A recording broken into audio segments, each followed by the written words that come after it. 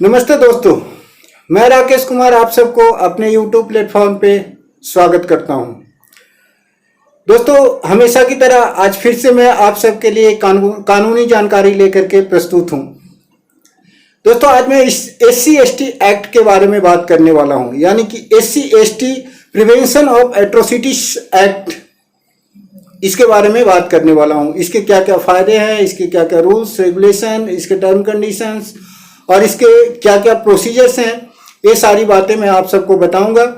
तो आप लोग थोड़ा सा वक्त निकाल करके देखिए, वीडियो बहुत अच्छी होने वाली है और आप सबको बहुत फायदा भी होगा इस वीडियो से।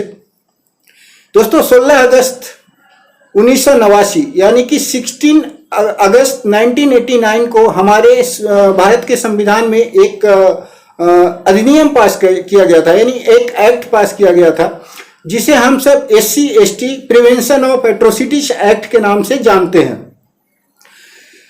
तो इस एक्ट के बारे में सभी को जानना बहुत जरूरी है, चाहे वो SC/ST हो या नहीं हो, सामान्य वर्ग के लोग भी हों तो उन्हें जानना बहुत जरूरी है, ताकि उन्हें अपने कर्तव्यों का, अपने रिस्पॉन्सिबिलिटी का, अपने दायित्वों का पता हो कि उनका समाज के गरीब लोगों के लिए क्या दायित्व है, SC/ST के लिए क्या दायित्व है, पिछड़ों के लिए क्या दायित्व है। तो ये पता होने के लिए अगर आप सामान्य वर्ग से भी आते हैं तो आपको पता होना चाहिए। और दूसरा कि अगर आपके ऊपर कभी ऐसा प्रॉब्लम आता है तो उस प्रॉब्लम से बचने के लिए भी आप सामान्य वर्ग से हैं तो भी आपको मालूम होना चाहिए कि आप क्या करेंगे, क्या नहीं करेंगे कि आप ऐसे प्रॉब्लम में आप नहीं फंस सके। तो चलिए शुरू करते हैं दोस्तों। SC/ST एक्ट का उद्देश्य क्या है, सबसे पहले तो हमें ये जानना चाहिए। तो SC/ST एक्ट जो है कि शेड्यूल्ड कास्ट के लोगों के लिए, यानी कि अनुसूचित जाति जनजाति के लोगों के लिए उनके सम्मान, स्वाभिमान, उत्थान और उनके हितों की रक्षा करने के लिए बनाई गई है। साथ ही इन जातियों पर होने वाले अत्याचार को रोकने के लिए बनाया गया है। यह नियम हर उस व्यक्ति पर लागू होता है जो अनुसूचित जाति या जनजाति का सदस्य नहीं है और वो इन ऐसे वर्गों पर अत्याचार का अपराध करता हो। दोस्तों, इस अधिनियम के धारा 3 की उपधारा 1 के अनुसार अगर कोई अनुसूचित जनजाति या जाति का के अलावा कोई दूसरा जाति का व्यक्ति अगर अनुसूचित जाति और जनजाति के लोगों पर अत्याचार करता है तो वो कानूनन दंडनीय अपराध है, जिसके लिए आपको सजा हो सकती है। आइए इसके और कुछ प्रावधानों के बारे में बताते हैं जो कि मुख्य प्रावधान है, इनको जानना सबके लिए बेहद जरूरी है। तो SC/ST एक्ट के प्रावधान में पहला प्रावधान हम स्टार्ट करते हैं 1 से। तो SC/ST एक्ट में कि सबसे बड़ा प्रोविजन ये है कि अगर आपके ऊपर या आप अगर SC/ST हैं तो आप किसी के ऊपर केस करते हैं तो जैसे ही केस दर्ज होता है तुरंत का तुरंत आरोपी को गिरफ्तार कर लिया जाएगा, यानी कि केस दर्ज होते ही गिरफ्तारी का प्रोविजन है। नेक्स्ट प्रोविजन है आरोपी जिसके ऊपर आरोप लगाया गया है SC/ST एक्ट के अकॉर्डिंग, तो आरोपी को सबसे पहले तो अग्रिम जमानत नहीं होगी। अग्रिम जमानत का मतलब होता है एंटीसिपेटरी बेल। तो आपको एंटीसिपेटरी बेल नहीं होगी और आपको एक रेगुलर बेल होती है वो आपको लेनी पड़ेगी, और उसके लिए भी आपको लोअर कोर्ट से नहीं होगी, डिस्ट्रिक्ट कोर्ट से नहीं होगी, मिनिमम आपको हाई कोर्ट जाना ही जाना पड़ेगा। नेक्स्ट इसका प्रोविजन है कि SC/ST मामले में जांच के लिए जो पुलिस अधिकारी होगा वो इंस्पेक्टर रैंक से नीचे का अधिकारी नहीं होगा।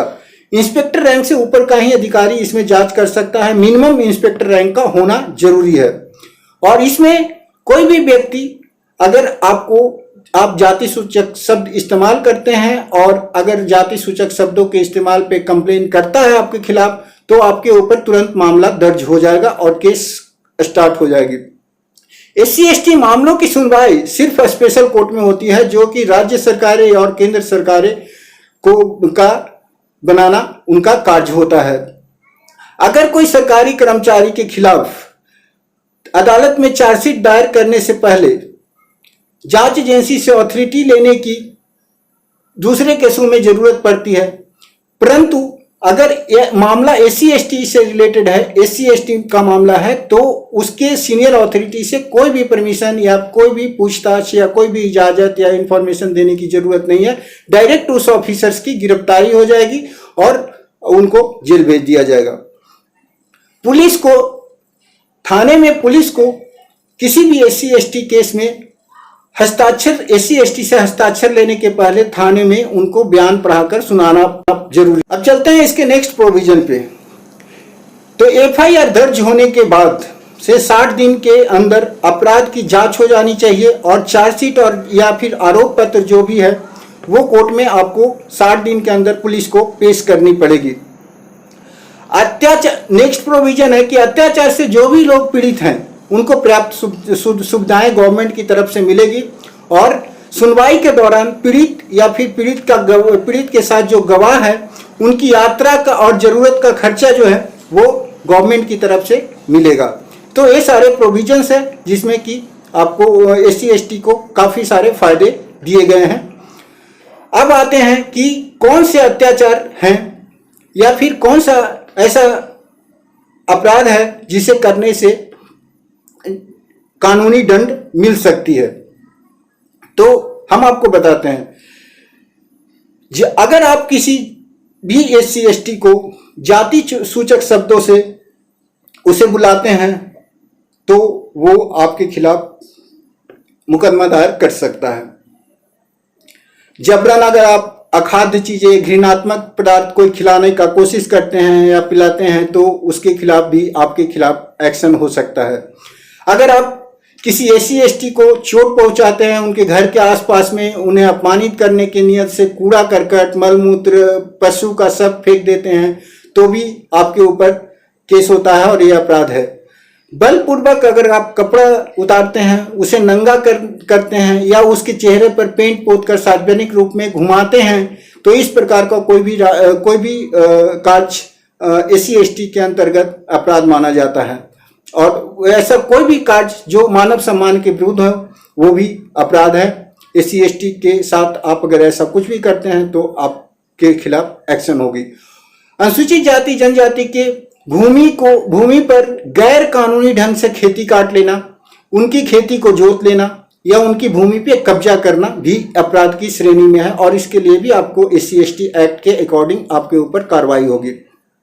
गैर कानूनी ढंग से किसी SC/ST के भूमि से उनको बेदखल करना, उन पे कब्जा कर लेना या उनके अधिकार की संपत्ति को उनको उपभोग करने से मना करना, रोकना, ये भी अपराध की श्रेणी में आता है और SC/ST के अकॉर्डिंग आप इसमें आपके ऊपर कार्रवाई हो सकती है। आप किसी भी SC/ST को भीख मांगने के लिए मजबूर नहीं कर सकते हैं या फिर उन्हें बंधुआ मजदूरी करने के लिए विवश नहीं कर सकते हैं, फुसला नहीं सकते हैं। अगर आप ऐसा करते हैं तो आप SC/ST के अकॉर्डिंग आपके ऊपर कार्रवाई होगी। वोट यानी मतदान नहीं देने देना, अगर आप किसी SC/ST को मतदान देने से रोकते हैं तो ये भी SC/ST के अकॉर्डिंग अपराध है और अगर आप अपने किसी मनपसंद के उम्मीदवार को वोट देने के लिए SC/ST को विवश करते हैं तो ये भी अपराध की श्रेणी में आता है और इसके लिए भी आपको SC/ST के अकॉर्डिंग आपके ऊपर कार्रवाई की जाएगी। किसी भी अनुसूचित जाति जनजाति को परेशान करने के नियत से पूर्ण आपराधिक, झूठा या फिर अन्य कोई गलत कानूनी आरोप लगाकर फंसाना या कार्रवाई करना, ये भी अनुसूचित जाति जनजाति प्रिवेंशन ऑफ एट्रोसिटीज एक्ट के अकॉर्डिंग अपराध है, तो इसके लिए भी आपको सजा हो सकती है। किसी भी अनुसूचित जाति जनजाति के किसी सदस्य को क्षति पहुंचाने के लिए, क्षुब्ध करने के लिए या किसी सरकारी कर्मचारी या अधिकारी को झूठा या तुच्छ सूचना अगर आप प्रोवाइड करवाते हैं तो ये भी एक तरह का अपराध है और इसके लिए भी आपको SC/ST के अकॉर्डिंग आपके ऊपर कार्रवाई होगी। अगर किसी SC/ST को जानबूझकर जनता की नज़र में आप जलील या अपमानित करते हैं या डराते हैं तो आप SC/ST के अकॉर्डिंग अपराधी हैं। किसी भी अनुसूचित जाति जनजाति के किसी महिला सदस्य को अनादर करना या उन्हें अपमानित करने की नियत से सील भंग करने के लिए बल का प्रयोग करना भी SC/ST के अकॉर्डिंग अपराध होता है। अनुसूचित जाति के जनजाति के किसी महिला या उसकी इच्छा, किसी महिला का उसकी इच्छा के विरुद्ध या बलपूर्वक अगर यौन शोषण भी आप करते हैं तो SC/ST के अकॉर्डिंग आप अपराध कर रहे हैं और इसके लिए भी आपको पनिशमेंट होगी। अनुसूचित जाति जनजाति के सदस्यों द्वारा उपयोग में लाने जाने वाले जलाशय या जल स्रोतों को अगर आप गंदा करते हैं या उसे अनुपयोगी बना देते हैं तो वो भी आप SC/ST के अकॉर्डिंग अपराध की श्रेणी में आता है और इसके लिए भी आपको पनिशमेंट होगी। अगर आप किसी सार्वजनिक स्थल पर जाने से किसी भी SC/ST को रोकते हैं, रूढ़िवादी जो अधिकार हैं उसको करने से उन्हें रोकते हैं, मजबूर करते हैं, तो उसके लिए भी आपको SC/ST के अकॉर्डिंग आपके ऊपर कार्रवाई हो सकती है या होगी। अनुसूचित जाति जनजाति के किसी सदस्य को अपना मकान या निवास स्थान छोड़ने पर मजबूर करना या करवाना भी SC/ST के अकॉर्डिंग क्राइम में अपराध में आता है। तो दोस्तों मैंने आपको सारे प्रोविजंस बताए, आपको सारे अपराध भी बताए कि आप SC/ST अकॉर्डिंग आप अगर कौन कौन से अपराध करते हैं तो आपको सजा हो सकती है और किसी भी SC/ST को क्या क्या अधिकार हैं, क्या क्या राइट्स हैं, वो सारी चीजें बताएं। तो दोस्तों वीडियो के लिए बहुत मेहनत करता हूं, आप सबसे सिर्फ एक लाइक, कमेंट और शेयर का उम्मीद करता हूं। आज के लिए बस इतना ही।